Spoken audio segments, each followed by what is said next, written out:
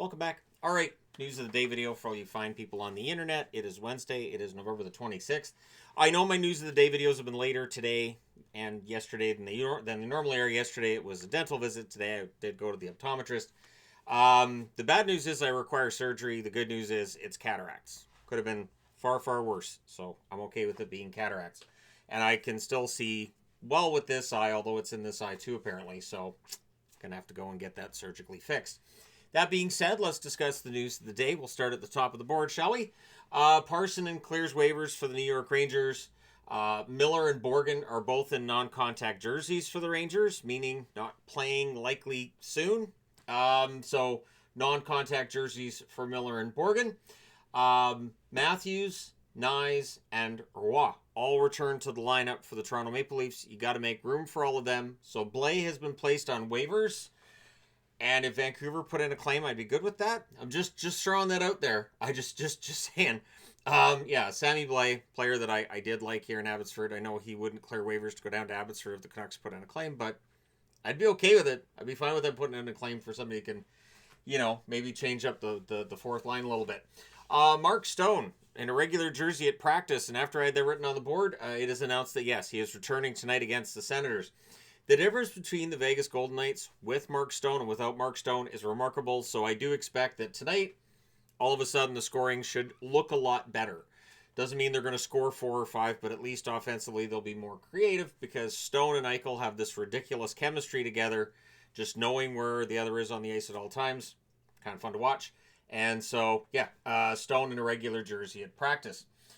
So when we talk about the NHL and the money that's made, one of the big money drivers, of course, is ticket sales. It is around 50% of the money that the NHL's made traditionally has been through ticket sales, sometimes higher than that.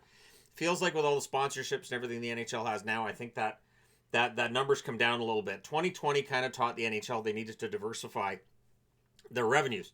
But the highest increase in attendance year over year this year is San Jose. They've seen an increase of 2,056 fans per game. They're up to 15,562 from last year's 13,506. The Wild have seen the biggest decrease in terms of ticket sales, dropping 1,152 per game from 18,170 to 17,018. And this is year over year, meaning from November 2025 or 2024 to November 2025. And I got this from an article on The Athletic. So if you have an Athletic subscription, log in. And it does show all 32 teams. I just wanted to highlight the one that increased the most. And San Jose management's going to be really happy to see this. Ownership's going to be happy to see this. The team all of a sudden relevant. All of a sudden the fans come back. Minnesota, I'm kind of surprised at that drop-off. However, they had a really rough October. That may have affected ticket sales at the beginning of November. I expect this number to come back up now that they're more relevant. So, another item to discuss. So, we've discussed the Makar winning the Norris Trophy, and everybody agrees best defenseman in the league, right? I hear Carolina fans getting mad at me saying that. But Joel Quenneville is seen as the Jack Adams leader by the NHL.com website, by the writers. And I can't disagree. If the Anaheim Ducks end up finishing first in the Pacific, Joel Quenneville very likely ends up being your Jack Adams winner as the coach of the year, and deserved. Quenneville's a coach that's got wins out of numerous teams throughout his career, and Anaheim's just the latest example. Now, in injury news with the Anaheim Ducks, Dostal is day-to-day. He won't dress versus the Canucks, but by the end of that game, who knows who's going to be in net for either team, really. It's actually kind of sort of just ridiculous how many injuries are going on. So all of the rest of this, I believe, is about injuries. So let's jump into this. Matthew Tkachuk is back skating for the Florida Panthers. He is not close to a return, but remember, December is when they said he'd be back. So maybe he's a few weeks out. Maybe it's a couple of weeks out. And, of course, the coach is going to say not close. I don't know if they have any sort of need to tell us the accurate truth or not. So I don't think he's close, but I wouldn't be surprised if a week to 10 days from now we have an update which tells us that Tkachuk's coming back. Jari returns tonight for Pittsburgh against the Sabres, which I think is good. Murashov, good in his call-up, but Jari's definitely an upgrade over Murashov. And so it'll be Shilovs and Jari splitting the net. But Jari comes back tonight. For the Winnipeg Jets, Neil Pionk is out for them. So Salamonson gets to make his debut against the Caps. Pretty sure I've seen him play in preseason games here and there. He's been pretty good. So his NHL debut, from what I remember, his NHL debut will be against the Washington Capitals, which is not an easy place to play, not an easy team to play against. So best of luck to him in that. Marchenko and Olivier are both out for the Leafs. Marchenko was hurt in practice, missed their last game too. Olivier hurt during the game, the last game that they played. So for the Leafs tonight, they're getting Matthews, Nyes, and Rawback, and they're dealing with a Columbus team that's going to be without Marchenko and Olivier. If they can get up to, say, a 2-0 lead early on them, they might have a pretty good game tonight. We'll see how things go for the Toronto Maple Leafs against Columbus, but yeah, there's a chance. There's a chance that Toronto does not get swept this season by Columbus. Sean Durzi, we all remember him, right? Well, he's missed the last 21 games, so be understandable if you forgot he's a member of the Mammoth. He returns against Montreal tonight after missing those 21 games. I do like Sean Durzi. I like the offense he brings to the blue line. Sometimes 5-on-5, some of his defensive metrics may not be fantastic, but in general, I do like Sean Durzi. And so that should give the Mammoths something different they can do with their blue line with him being back. So we'll go to the second column, shall we, with these injuries. Kotkaniemi's been placed on IR for the Carolina Hurricanes so that they could recall Robidas. Robidas has been brought back up from the AHL by the Carolina Hurricanes and should see some action. And of course, Canes fans are familiar with Robidas anyways. Moving along. McCann could return tonight for Seattle against the Dallas Stars. McCann's a good player. If he comes back into the lineup, should help Seattle quite a bit.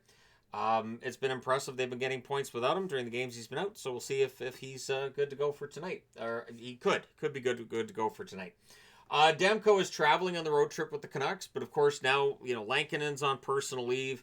Demko's traveling on the road trip. Sure, he's not going to be playing in their next game. So against Anaheim tonight, it looks like Patera and Tolopilo will be the tandem.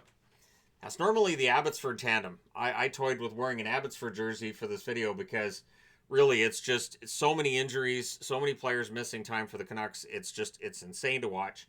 And even with everybody healthy, I don't know if they're a playoff team, but with as many injuries as they've had. Yeah. So at any rate, Demko traveling on the road trip's good news. It means there's a chance he comes back before the road trip's out. The bad news being they still don't have Lankinen between now and then, so we'll see how long Lankinen's out and how everything turns out there. Josh Norris could return for the Buffalo Sabres this weekend. Norris has been out for quite a while, and Norris is a player you always have to be wary of when it comes to injuries. And it's too bad because Norris can be a really productive forward. He can be very useful, and it's a shame that all these injuries just keep piling up for him. But that's how the term injury prone came about. So there's certain players that they get injured. It's something you have to bake into your expectations for every season for them. Yoel Kiviranta is set to return tonight for the Colorado Avalanche against the Sharks. Everybody's playing tonight, minus 2 teams. So kind of running over this in my brain. Kiviranta returns tonight for Colorado against San Jose. Of course, last time out, San Jose beat Colorado, but every Avs fan just yelled at me for saying it because it was the second half of back-to-backs. Dodonov returns to the injured list. He came back. I think he was only back for the one game for New Jersey, but he's back on the injured list. No word yet on how long he's going to be out, but it's been a rough start to the season for Dodonov with the New Jersey Devils, and it's not getting a lot better for him. So hopefully he's not out for that long. New Jersey obviously dealing with a lot of injuries and stuff, but tonight's a very busy night. I am going to a rock concert tonight. So Tea Party, Finger 11, and Headstones are all playing. I love all 3 of those bands, so I'm going. And I will get to watch some of the hockey before I go. And then my lovely wife will be in here helping me finish up the boards and get ready for the review when we get home. I would imagine we get home after the games are done. So the review tonight will probably be late. I apologize, too, for the fact this news video is a little later than I normally would do so. But like I said, it's just stuff's come up. And when I get my eye surgery, whenever that ends up being, I have to do the whole consultation process and everything. I don't know how much that's going to interfere with anything, but if I have to wear an eye patch for a little bit and talk like a pirate, I will. I'd rather not have to, but if I have to, it's fine. So, at any rate, yeah, thank you guys so much for watching. Hit like and subscribe if you haven't done so already.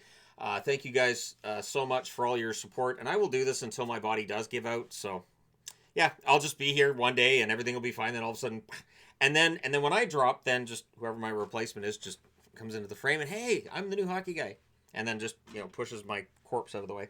But anyways, there you go. Thank you guys for your support. Greatly appreciated. I will talk to you again soon. I didn't mean for it to get that dark at the end. I didn't.